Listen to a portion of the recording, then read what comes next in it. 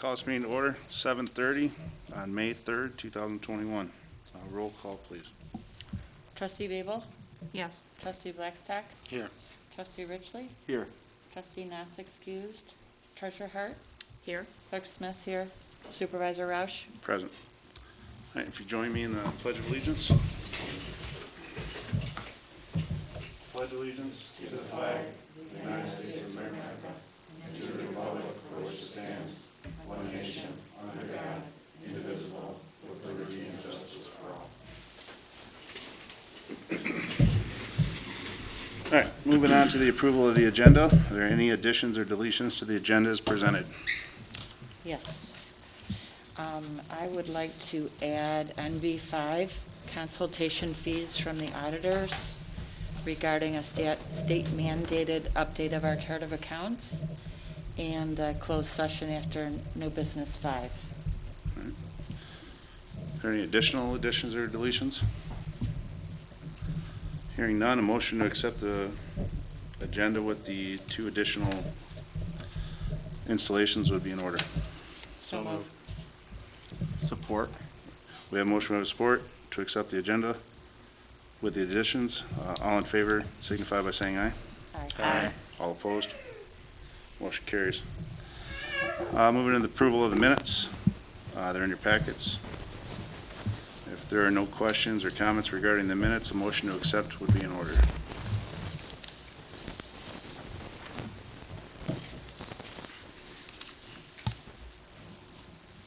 So I make a moved. motion to approve the minutes as presented.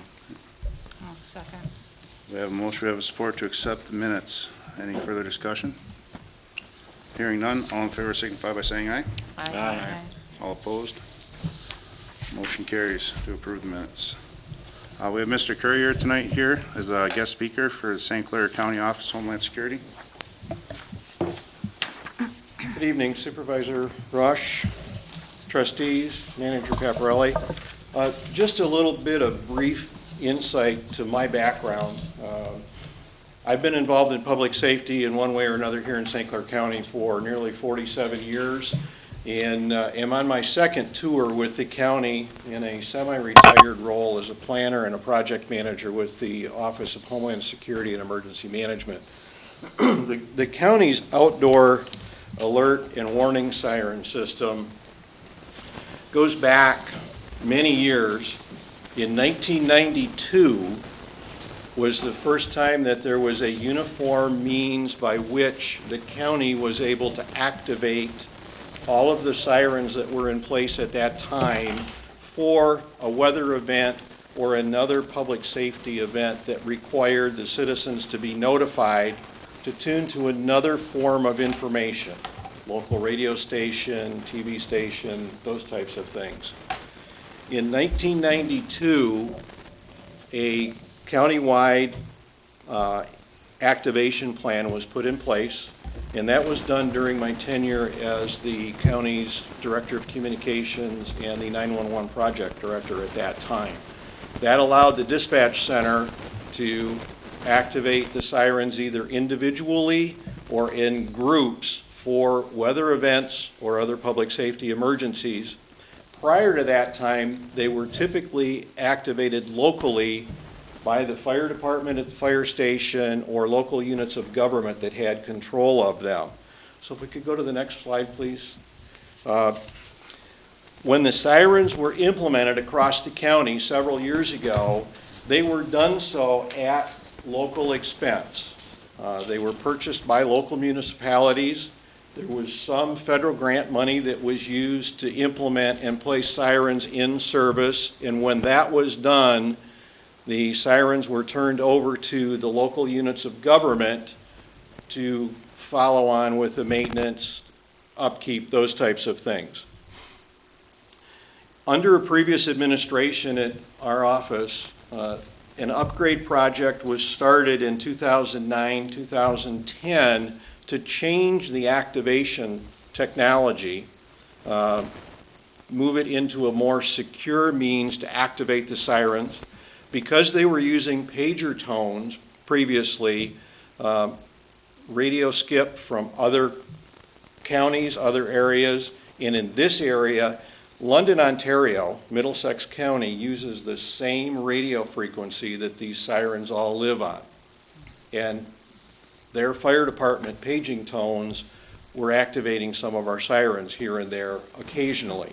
Not all the time, but at the time the technology was changed, and that was done in the 2009-2010 timeframe. Unfortunately, there was not real good project management that was in place at that point in time, and the project was never completed. There were a number of sirens that did not get touched in that upgrade project, which led to a situation that we had when the project was handed to me in August of 2019 to, quote, fix them. We found there were a number of sirens that were not functioning for one reason or another. Next slide, please. In 2014, and that was the most current inventory that we were able to locate when the project started in August of 2019, when I came on board with Homeland Security, there were 54 sirens that were listed in the inventory. We determined that there was one siren that was not on the inventory that had been in place for a number of years, and 3 sirens had been removed from service that were never taken out of the inventory. What we wound up with, there's currently 52 sirens across the county.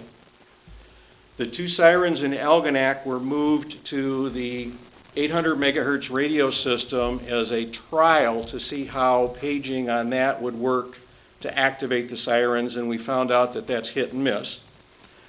3 sirens live in Clay Township, owned, maintained, and activated by their dispatch center in the township. And of the remaining sirens, 26 of them either had not been upgraded or they were not functioning properly. Of those 26, we determined that 10 sirens were completely out of service for one reason or another, and 16 of them functioned intermittently. They may work this month, and if you happen to be in an area today at 1 o'clock, it's the first Monday of the month, and we test the system monthly. We had one siren that did not activate today, that last month it did activate. And it's on our hit list to be upgraded and be taken care of by the end of this month. So we now have taken on at our office the overall coordination of the siren network in the county. We are not taking the ownership of the sirens from the municipalities. They still remain, they are still municipal assets. But we are here to make sure that the sirens are maintained, that we are a single point of contact, so Cindy doesn't have to worry about who do I contact to get this done. Our office will manage that and move this forward to make sure that the sirens continue to function and that there is good, solid project management and oversight in place. Next, please. So the course of action that we have taken, the Homeland Security and Emergency Management Office actually functions under an advisory council which is made up of stakeholders across the county that oversee and guide the work that we do day to day within our office. Within that advisory council, an oversight committee has been formed, and there are members that represent each geographic area of the county. Justin Westmiller, our director, is also on that group, and they are providing guidance to us. I act as staff support to that oversight committee. And over the course of late 19 and into 2000, we researched the current system. We researched controllers at the activation point, software, vendors, and spoke with several counties within the state of Michigan that have similar networks where the sirens are local community owned, but yet the system is activated at a county level, to find out what experience they have, their recommendations, and ultimately we put an RFP out on Mitten for vendors to perform the upgrades and then also provide us a quote for a countywide ongoing preventive maintenance program. In July of 2020, we completed a condition survey of each and every siren site in the county.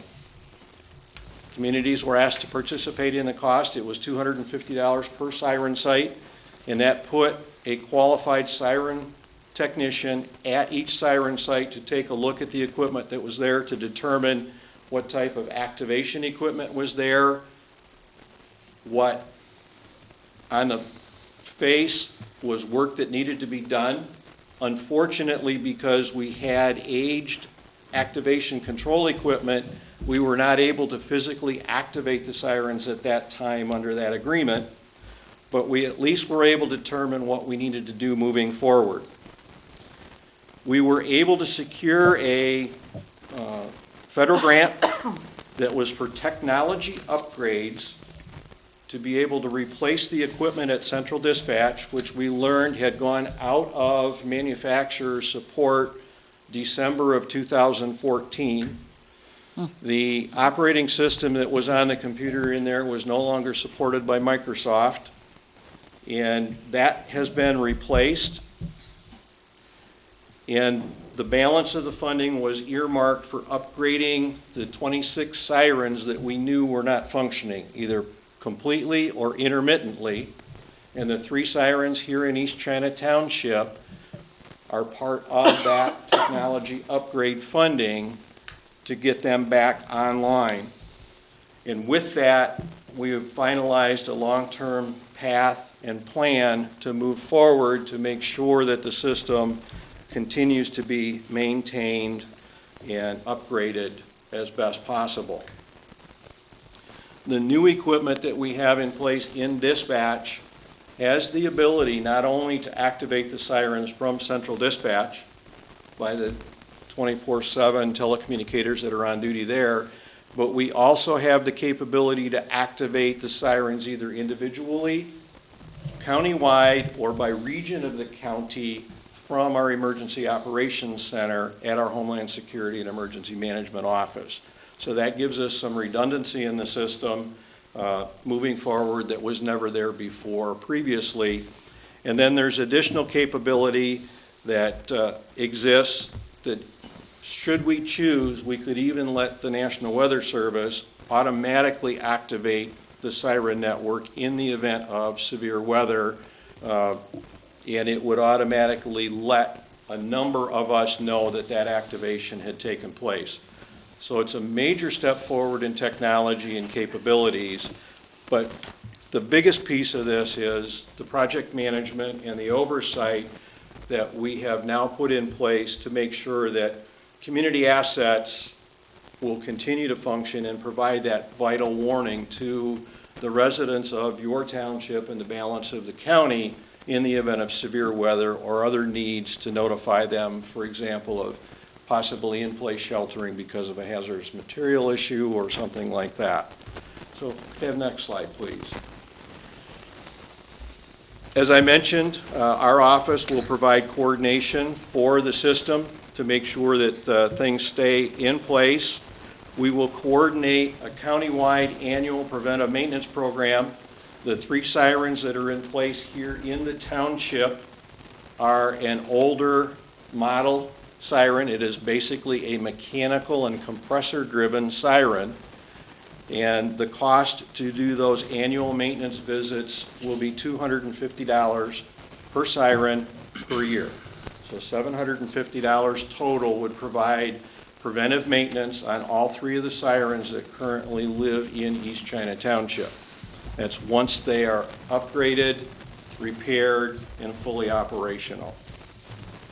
We will coordinate that contract and that agreement, which will be with West Shore Services, who is an authorized federal siren vendor based in Allendale, Michigan, but they provide service all over the United States, and they are the largest siren vendor, and they manage about 75% of the outdoor warning sirens here in the state of Michigan, and they have been very good to work with through this project.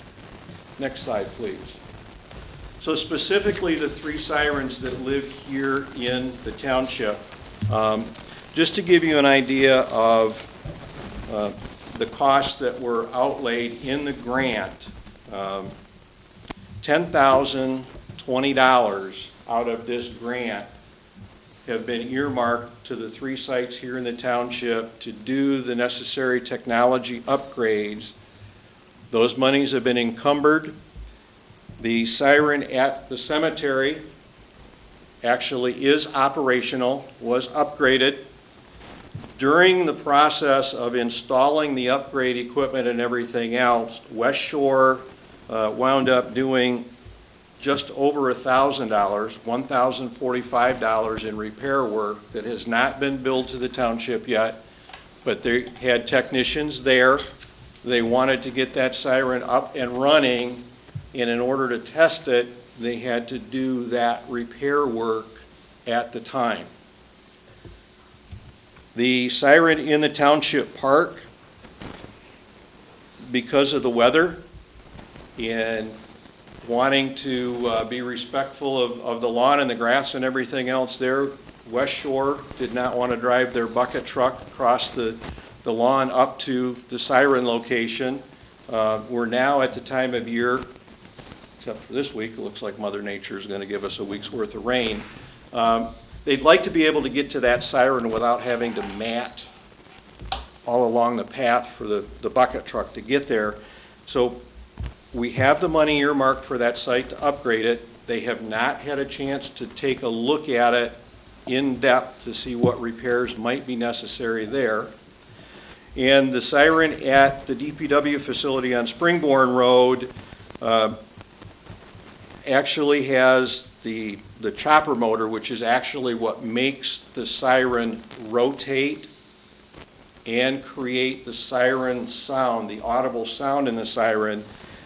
At some point, that motor shorted out, and then the motor for the compressor or the blower that actually sends the air through the trumpet on the siren, those contacts actually are frozen and need to be replaced. The repair estimates for that site are $4,095. So, to give some perspective, if the township were to consider replacing those sirens with new sirens today, a new siren costs $25,000 to put in a complete new siren at those locations. The sirens that are here are Federal Thunderbolts. They are a very good, solid, mechanically driven. They actually have a gear-driven transmission in the base of the siren that makes it rotate, and that is part of what has frozen up. And because they were not seen by a siren technician on a regular basis, that's probably why the sirens froze up, seized, the motor shorted, those types of things, because in those sirens, the transmission is no different than that in a car. The fluid or the gear lube in that needs to be changed out or made sure that there's sufficient amount in there, and that's what the annual preventive maintenance visits are for. So, the question is, how would you like us to proceed on your behalf? And I realize that this will take action of the board, but I am more than willing to answer any questions about the 3 sirens that are here in the township, what's been done to date at this point, or the system overall and what our plans are long-term. I guess I have a question for the park siren. Is that one that's been working sporadically or not at all, or?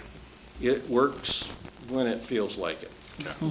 So we know that the activation equipment or the control card in the cabinet on that siren needs to be replaced. Okay. And in the $3,340 that's earmarked for that site, that includes a brand-new controller card, current activation technology for that siren, the same as the other 2 sites in the township. So we don't see major cost for repairs on that one if it's working from time to time?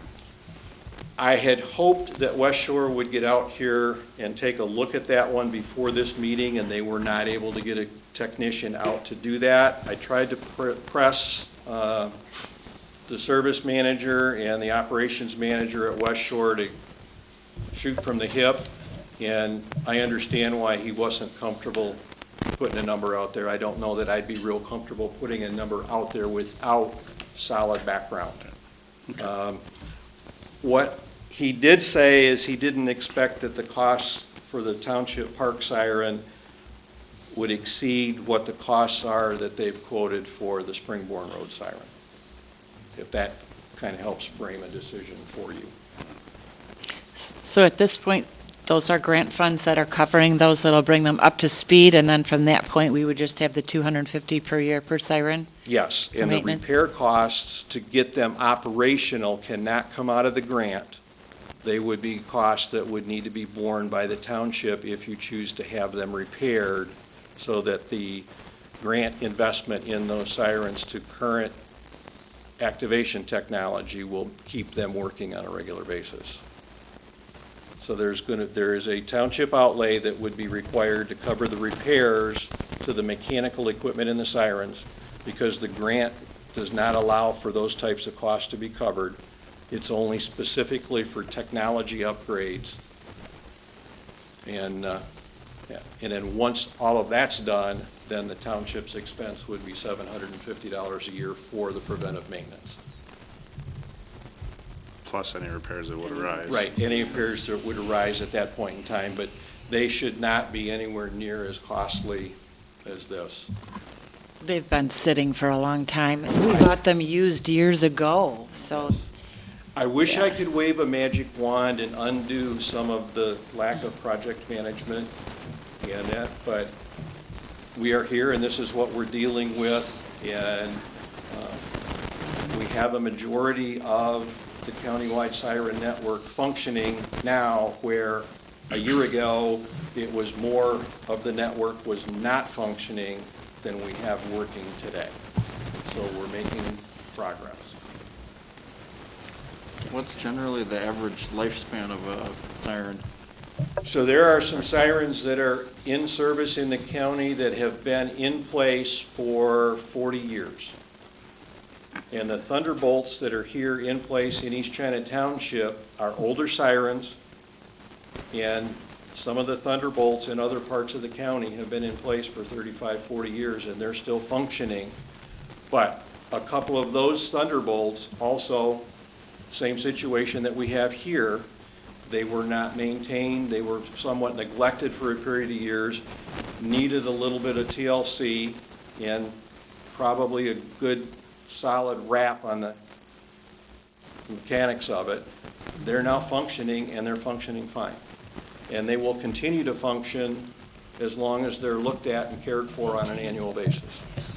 Now, I don't think tonight we're gonna be doing the, like, new ones, but for manufacturer warranty or whatever, is there like a warranty on those if in the future we did go with that? Yes, if there was a new siren installed, that includes a warranty period backed by federal, and if it were a federal, and that would be my recommendation, since the entire siren network in the county are federal sirens, they would be maintained by West Shore out of Allendale. Okay. But yes, new equipment does come with factory warranty service and so on. Okay. Thank you. But West Shore is very eager to do what you folks would like them to do to move forward, should that be your decision. Now, the 250 per siren per year, would that be like a one-year contract that we would vote on, or 5, or how does that work? So the way we have this structured right now is it would be a countywide agreement with the cost shared by each unit of government. So East China's share of that contract would be the 750, and it would be a 4-year agreement with the cost fixed for 4 years, with that agreement to be renegotiated most likely in the 3rd year of that agreement. Okay. And the reason that it's a 4-year agreement, there are sirens in the network that have battery cabinets in them. So they have battery backup in them. That's some of the newer sirens that are in place.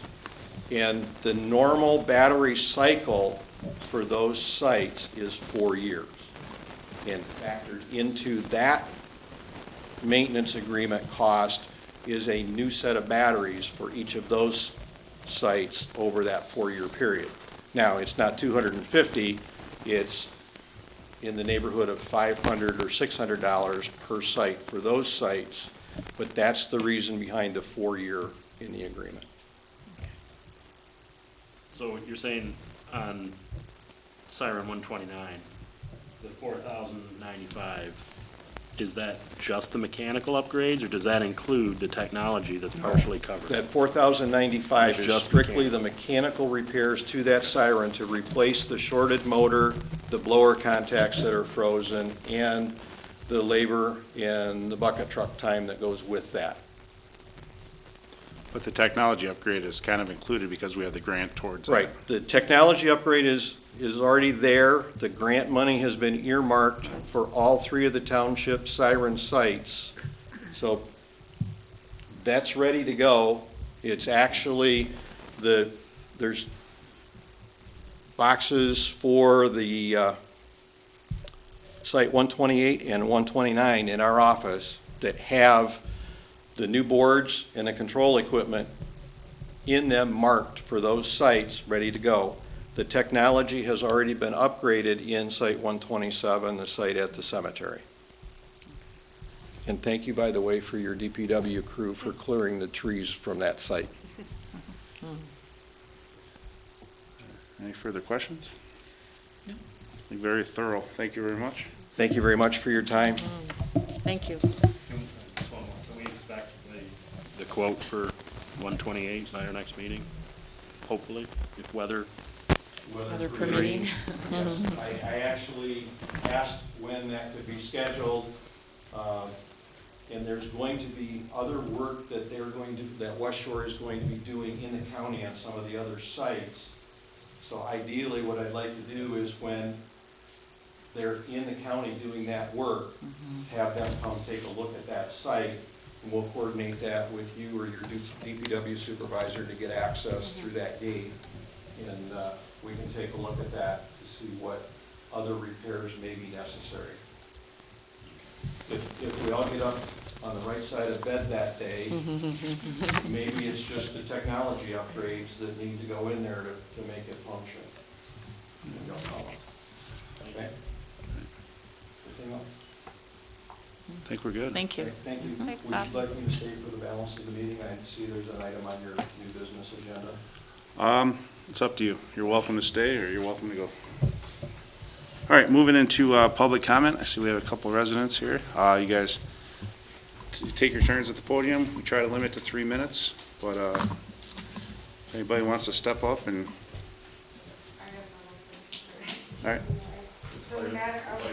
I mean, we're neighbors, so. Oh, all right. Should I take this off? You can take it off when Is you're it okay talking. to take off while I Yeah. speak? Please Okay. state your name and address. Okay. My name's Jennifer Hines, and I'm at 5564 River Road. I'm here today because I've heard there's been some changes that'll be happening for the chicken ordinance. And I was actually the one here last year with the plea to change it regarding the 5 acres or more to own chickens. Well, I've been informed that the change is in progress, and I'm excited to hear about it, but I've also heard there's some exclusions. And I'm trying to make sense of it. I personally own 3 acres in East China, and that is more than enough to enjoy chickens. I presented this last year in comparison to our neighboring townships.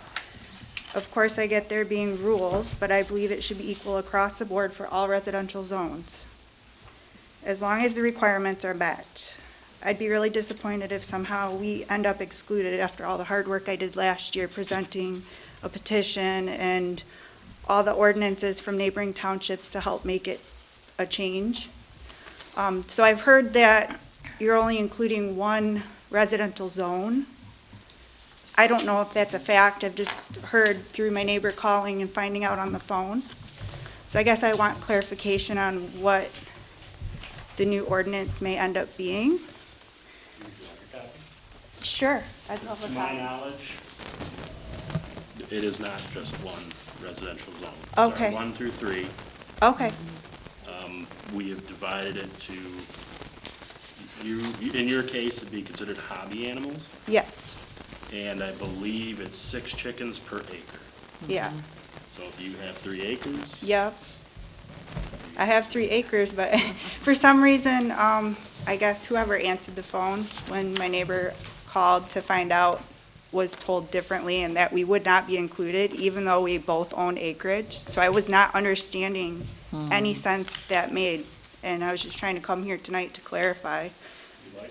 Sure. Okay. I was really excited to hear there was gonna be a change, and then I was concerned that I would be not included in it. No. Yeah, I'm thinking that the one residential zone just kind of fell into farm operation Okay. and not, The R3. not, yeah, the R3 versus just the hobby animals in all districts. So it is only including? No, R3? that's in No. a farm, Oh, for a okay. farm, but for hobby animals in a residence, it Okay. falls across all. I think we Yeah. might have just had a misunderstanding then. I'm really excited then, and thank you all. That's all I have to say. Feel free to bring eggs to any board. I'm so excited, thank you. Good, you're welcome. Yeah, maybe the one came in as the one family residential. Yeah. But it is our Right one, down the 2, and road, 3. We have 3 acres, Yep. and, yep, I was fighting really hard for this last year to Yep. happen, so I'm excited. I haven't seen half of your faces as you're new here, so. All right, that's all I have to say. Thank you. We were here for the same reason. Oh, same reason? Same reason. All right, Okay. that's good. Everybody's happy. All righty. All right, so moving on to the consent agenda. In your packets, if there's no questions on the consent agenda, a motion to approve would be in order. I'll make a motion to accept the consent agenda as I'll presented. support. All right, we have a motion, we have support, to accept the consent agenda as presented. Any further discussion? Hearing none, all in favor signify by saying aye. Aye. Aye. All opposed? Motion carries. All right, disbursements. We have payroll in the amount of $28,759.77. Accounts payable in the amount of $101,591.28. EFTs in the amount of $10,590.99. E-checks for $302.30, for a total of $141,244.34, with a void for an incorrect vendor of $594.80, bringing the total to $140,649.54. I'll make a motion to pay the bills as presented. I support. We have a motion, we have a support to pay the bills. Any further discussion? Hearing none, roll call, please. Trustee Babel? Yes. Trustee Blackstock? Yes. Trustee Richley? Yes. Treasurer Hart? Yes. Clerk Smith, yes. Supervisor Roush? Yes. All right, pay the bills. No old business tonight, so moving into new business, which brings us to the Siren Repair that we have been hearing about. So, page right here. So as discussed, we have a total of $5,095.92 that would not be covered by grants in pending the 128 siren that could be an additional cost down the road. So, Might I make a suggestion? If I'm looking at his numbers here, it doesn't exactly add up to 509592. It's Right, closer yeah. to 5200. The board could consider a not to exceed if you were just to put that number on the unreviewed siren and a not to exceed like 10,000. And then I could work directly with him, and if it comes up above that, then we would put the brakes on it. okay, But that's one option. all right. So we'll change the, I like that idea. That way we don't have to bring come it back back. to it, yeah. So the action would be to approve the needed repairs to a cost of, say, $10,000 not to exceed, to cover all the sirens.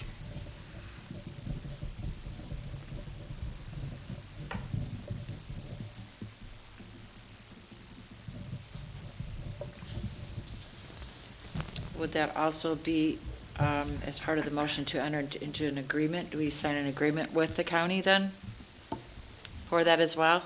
No, this is just to get For the the repairs. sirens operational at this point in time, and the preventive maintenance that would be follow-on would start in 2022. Okay. So this cost covered that initial $750 also. Okay.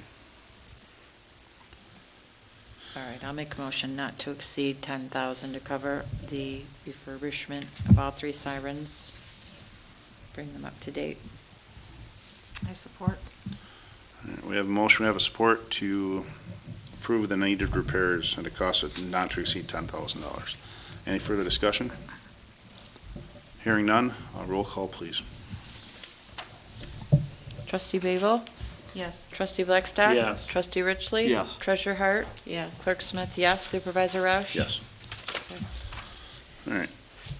Thank you, sir. Thank you very much. Thank you. All right, new business 2, the SEMCOG membership for the, for 2021, the amount of $803.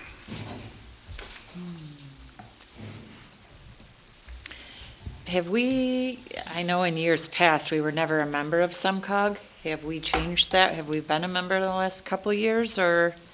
Yes. Yep. We and, joined? Brian and I are, he's delegate, I'm alternate. And all of the members have opportunities to take free trainings and attend webinars and conferences, and I hopefully you're all taking advantage of that. And if you're not, here's kind of a A wake-up call. FYI that you're available to take that. Yeah, I sat in a couple conferences with Cindy. It's definitely very helpful. They do offer a lot of good information. I think they're there at our service too for questions and items like that. So, The entire time I've been on the board. Mr. Bodo was here, we weren't. I know. I I remember. know the last few years, that would be an argument at Right. this time this year. Right, So, okay. That's why I wondered if something changed that we. No. It's based on population, and we're at the very low end of membership, so I think we're getting our money's worth. I'll make a motion that we approve the SEMCOG membership for 2021 in the amount of $803. I'll support. all right, we have a motion, we have a support to approve the SEMCOG membership for 2021. Any further discussion? Hearing none, roll call, please. Trustee Babel? Yes. Trustee Blackstock? Yes. Trustee Richley? Yes. Treasurer Hart? Yes. Clerk Smith, yes. Supervisor Roush? Yes. All right, new business 3, East China Water and Sewer Rates, creating a rate study committee.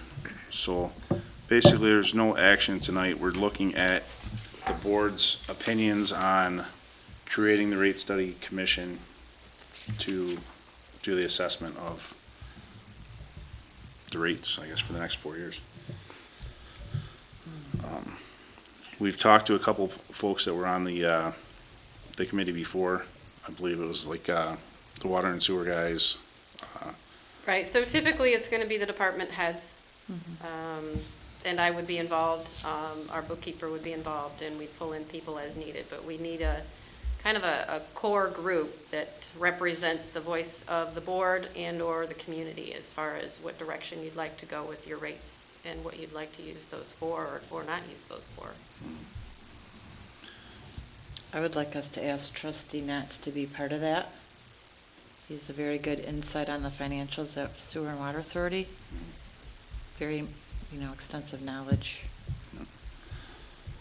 So I guess as the board, are we content with board members and township employees without getting residents involved, or is this something we?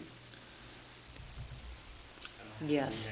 I don't think we need residents involved. All right, I don't want to make that decision Yeah. alone here, so I Well, agree. I believe a former, maybe a former board member or two were on it previously, and do you want to invite them to continue with their history, or do you not?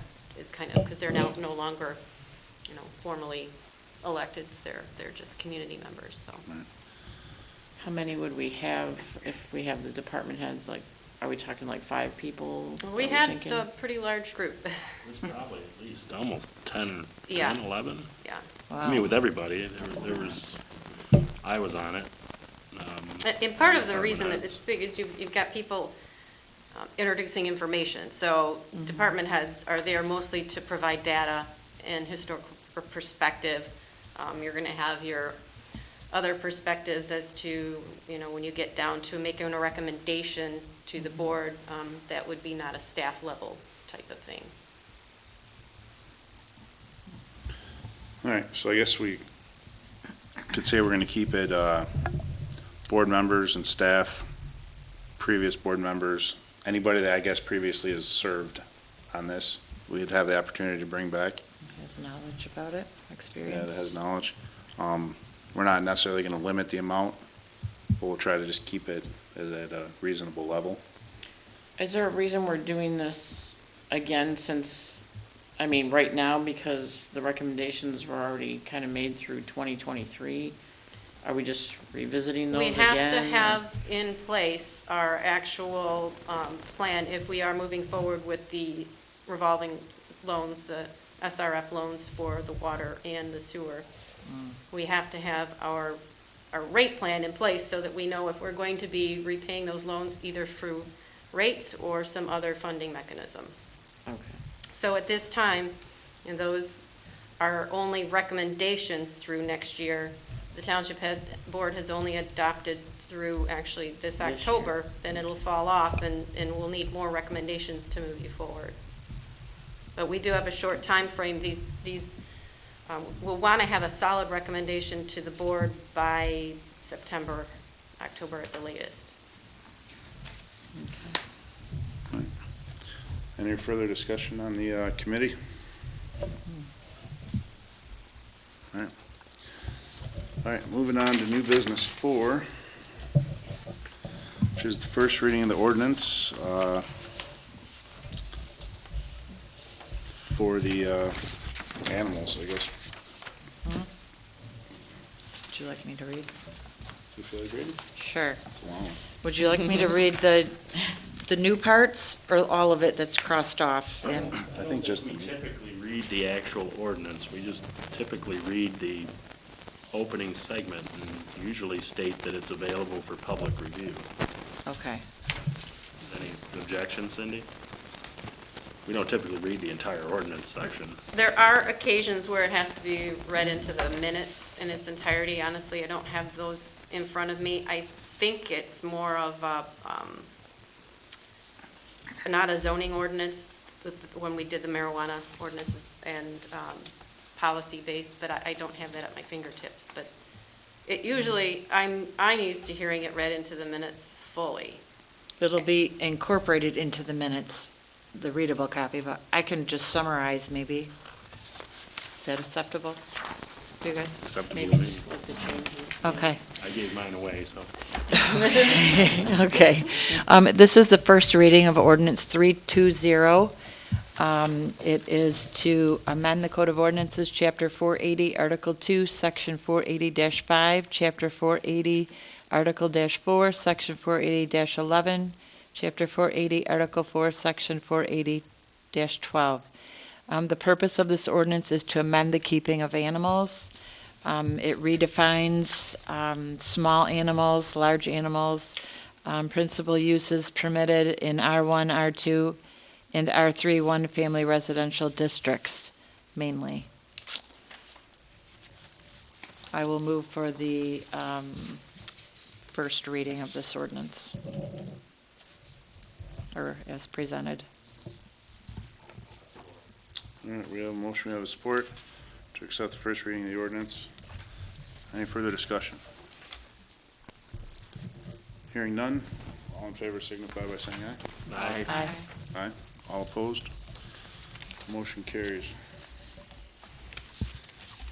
All right, new business 5, which is the Yes. consultation for auditors to review the chart of accounts. Yes. All municipalities are mandated to update our chart of accounts that we use for our bookkeeping system. BSNA is doing a major update to incorporate all of these changes. And I would like to ask our auditing company, to come in and do a consult with us and sit down and get us started in the process, so we can continue on to make the changes, just to make sure we're on the right track, that we're doing the right system, because we have to go through our 61 pages of our chart of accounts and adjust everything according to the predetermined mandated by the state. So I'm assuming, I talked to Scott Hoskins, who is the one of the partners, and he said someone that he would likely appoint to our here would be in the range of $140 to $150 per hour. I would estimate 2 to 3 hours maybe for her to come and sit down with us, be with Corinne and myself to go through this process. So I would like that for consideration, to allow us to have them come in and give us their services. I'm assuming you're up to speed on the new state requirements, Yes, they are. so they've done this for others. Yes. Mhm. You know, the rates, you thought the rates were like 135 an hour? He said he couldn't quote it. He works from home right now, but he thought it was like 140 to 150 an hour, Okay. 140 to 150 per hour. So for 4 hours would be 600, which I think if that were to save the ladies, 10 hours of work for doing something inaccurately, I think it would be worth it. That's my opinion. Mhm. All right, so I guess the action item would be to approve, what, a not to exceed of, say, 600, you think? 4 hours? Okay. Or do you think we should give? We it could some- start with that. If it ends up to be way more than we expect, then I could come back to the board. At today's knowledge, 4 hours should be acceptable. I would think that would be sufficient to get Alright. us started. So I item, mean, we do already have BSNA, I guess, help that we pay for. I know, and the state has, I mean, this has been out for quite some time now, the chart of accounts, how it's coming in. I guess I'm just wondering why we're having to pay the auditors, rather than have us, we're already paying people here to do that. Well, I'm getting resistance for that process, so I'm not qualified to dive into the financial to the extent that it's going to need to be done, so I feel that a professional company that we have already in-house is the right way to go, to make sure that we're getting off on the right foot. This was just brought upon me to be completed within the next 30 days, and this has already been communicated from the state over a year ago to the township. So this has been just lingering and not going anywhere, and now all of a sudden, here we are, and so. we did look back on some emails from the staff to the previous clerk that kind of fell on deaf ears. And beyond that even. Yeah, and beyond that, so there's definitely, it's been out there for a long time, but there was not a lot of support for it. So Sandy's willing to kind of take the ball here and run with it, just looking for a little bit of guidance from the auditors, which I think it's a good resource, right? It's a nominal fee, a few $100. I don't know if BSNA, I'm not super familiar with that myself, so I don't know what they offer. They're not, we have to complete the information and submit it to Yeah. them. Yeah, they're gonna update the system once we do it, have all the GL numbers in there. I think they're gonna, push it all to our accounts. Their programs are Yeah, going to they're redefine everything and combine things, but we have to present it to them in a certain format before they can, incorporate it into the system. So, It's pretty much a matter of like correcting the GL numbers to the new state mandates. And then BSNA will do the push to the different, tax and UB, how they're all integrated. So they'll go out there to it. we're not having them do it, you're getting direction from I want them to on come how in and do it? sit down with us, yes, and get us started.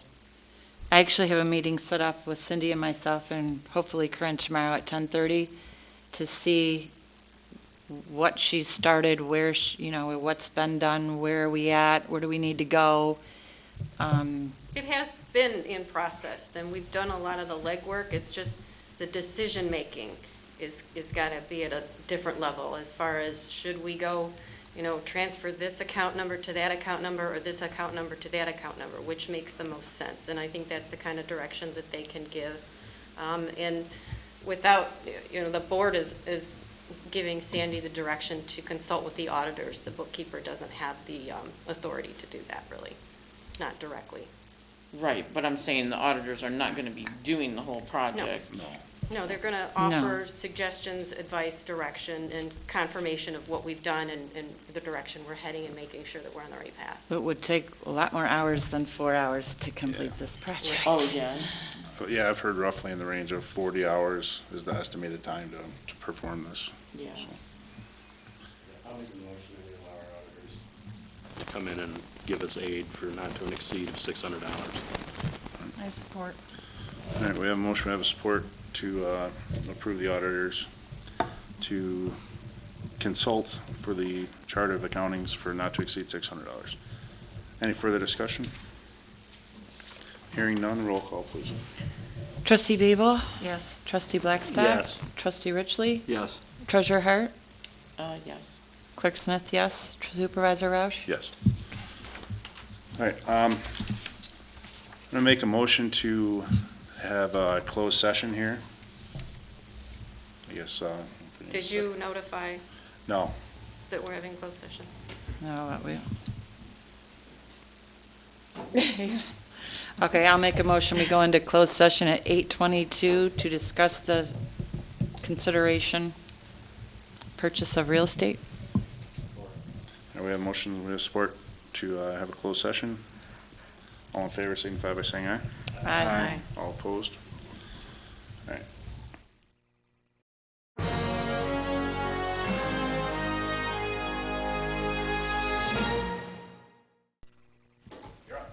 All right. So moving into member announcements, or announcements in general.